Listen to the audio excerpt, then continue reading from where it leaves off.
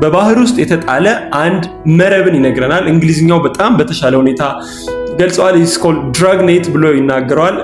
ይሄ አይነት መረብ ምን አይነት ነው? ጀስት ብሎ ኦርዲናሪ እንደምናውቀው በውሃ ላይ ከላይ ብቻ የሚንሳፈፍ አይነት አይደለም። ነገር ግን ሙሉ በሙሉ ይጣልና በተለይ በትልቁ የሚሰሩ መርከብ ላይ ሆነው ፊሸሮች አሳ አስጋሪዎችን ብትመለከቱ የባህሩ ወይም ደግሞ እዛ የሚጠመድበት ስፍራ የመጨረሻው ቤድ ላይ ወይም ደግሞ ታችኛው ወለሉ ላይ ሆኖ በሚጎተትበት ሰዓት ከስር ያገኘውን ሁሉ እየለቃቀመ ወደ መረቡ ውስጥ የሚያስገባ በዛ ወጥመድ ውስጥ የሚያስቀር አይነት መረብን ነው የሚናገረው ማለት ነው።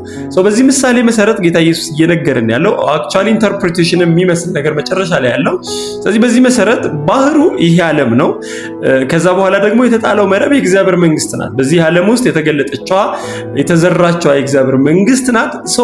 ልክ እዚህ ቦታ ላይ እንደሚነግረን አሳስጋሪዎቹ የጣሉት ይሄ ድራግኔት ወይ ደግሞ ይሄ መረብ በባህር ውስጥ የተጣለው መረብ ያገኘውን ሁሉ እየሰበሰበ እንደሚያስገባ እዚህም ቦታ ላይ እንመለከታለን ማለት ነው።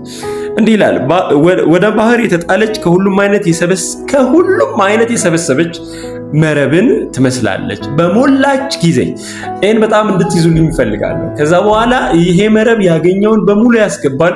ከዚህ በፊትም የስንዴውና የእንክርዳዱ ምሳሌ ላይ እንደነገርኳቸው አሁን ባለው ሁኔታ ቸርች በሚባለው ኮንሴፕት ውስጥ እጅግ የተቀላቀለ ብዙ አይነት ህዝብ እዛ ውስጥ እንዳለ ነግራቸዋለሁ። እንክርዳዱም ስንዴውም አብረው እያደጉ እንዳሉ፣ ነገር ግን በጊዜው ሶርት አውት የሚደረግበት ወይም ደግሞ መተው መላእክቱ አጫጆቹ መጀመሪያ ፍሬውን እንደሚለቅሙ ያኛውን ደግሞ ወደ እቶነ እሳት እንደሚጥሉት ነግራቸዋለሁ። በዚህ መሰረት እዚህም ቦታ ላይ በሞላች ጊዜ ብሎ ይነግረናል። በሞላች ጊዜ ወደ ወደቡ አወጧት፣ ሶርት አውት ወደሚደረግበት ስፍራ፣ ወደሚለይበት ስፍራ፣ ወደ ፍርድ ወንበር አወጧት። ተቀምጠው መልካሙን ለቅመው በዕቃው ውስጥ አከማቹም ይጠቅማቸዋል ማለት ነው። ወይም ደግሞ የሚበላ ነገር የተገኘበትን የሚፈልጉትን አሳውን ማለት ነው፣ ፍሬ የታየበትን ማለት ነው። ክፉን ግን ወደ ውጭ ጣሉት ብሎ ይናገራል ማለት ነው። ስለዚህ መረቧ በተጣለችበት ሁኔታ ውስጥ የትኛውንም ያገኘችውን ሁሉ እየሰበሰበች እንደምታስገባ ድንጋዩን፣ እባብ መሰል ነገሩን፣ የሚበላውን የማይበላውን ሁሉ ሰብስባ እንደምታስገባ እዚህ ቦታ ላይ ያገኘችውን ሁሉ ከሁሉም አይነት ሰበሰበች ነው ብሎ የሚነግረን ማለት ነው። ሶርት አውት የሚደረግበትን ጊዜ እዚሁ ቦታ ላይ ጌታ ኢየሱስ ሲነግረን የዓለም መጨረሻ እንደሆነ ይነግረናል ማለት ነው። በዛን ጊዜ ጌታ ኢየሱስ የሚሰበስቡ አጫጆችን በስንዴውና በእንክርዳዱ ምሳሌ እንደላከው እንዲሁ እዚህ ደግሞ ሶርት አውት የሚያደርጉ መልካሙን ከክፉ የሚለቅሙ የራሱ የሆኑ ሰራተኞችን ለቃሚዎችን እንደሚልክ እንደሚያሰማራ እዚህ ቦታ ላይ እንመለከታለን ማለት ነው። እዚህ ቦታ ላይ ክፉን ግን ወደ ውጭ ጣሉት፣ በዓለም መጨረሻ እንዲሁ ይሆናል። መላእክት መጥተው ኃጢአተኞችን ከጻድቃን መካከል ይለዩቸዋል።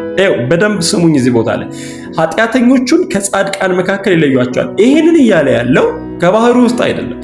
በባህሩ ላይ ከተጣለችው መረብ ውስጥ ከተሰበሰበው ከሁሉም አይነት ተሰብስቦ መረብ ውስጥ ከገባው ቅድም እንደነገርኳችሁ መረቡ ሪፕሬዘንት የሚያደርገው የእግዚአብሔር መንግስት ነው ብያቸዋለሁ። እዛ ውስጥ ተቀላቅሎ ከገባው ውስጥ ፍሬው የእግዚአብሔር መልክ የሌለው፣ ፍሬው እንደተጠራበት ማንነት እንደ መዳኑ ማንነት ምልልስ የሌለው፣ የልጁ መልክ የማይታይበትን ክፉ የሆነው ወይም ደግሞ ድኛለው ብቻ እያለ እየተመላለሰ ያለ ግን ምንም አይነት የእግዚአብሔር ባህሪ ካራክተር የመለኮት ባህሪ የማይታይበት ጻድቅ ነህ ተብሎ ግን ጽድቅ ባልሆነ ህይወት የሚመላለስ ቅድስና ፈጽሞ የማያውቀው እንዲህ አይነት ሰውን ክፉውን ወይም ደግሞ የሚበላ ነገር ያልተገኘበት ፍሬ የሚባል ነገር ያልተገኘበት ወይም ደግሞ ከዚህ በፊት አንደኛ ቆሮንቶስ ምዕራፍ 3 ላይ እንደነገርኳችሁ እምነታችን ሁሉ ስራችን ሁሉ በእሳት በተፈተነ ጊዜ ባገዳ ወዘተ የሰራው እንደምንም ብሎ ይደናል ተብሎ እንደተባለ ሊያቀርበን የማይችል ማንነት ነው። ወይም ደግሞ ያን ካራክተር ኢኩፕድ የሆነ ማንነትን ባልታየበት ሁኔታ ውስጥ የተገኙትን ሶርት አውት የሚያደርጉት ሰዎች ወስደው ወደ እቶነ እሳት እንደሚጥሏቸው እዚህ ቦታ ላይ ኃጢአተኞችን ከጻድቃን ከመረቡ መካከል እንደሚለዩ እዚህ ቦታ ላይ ይናገራል ማለት ነው።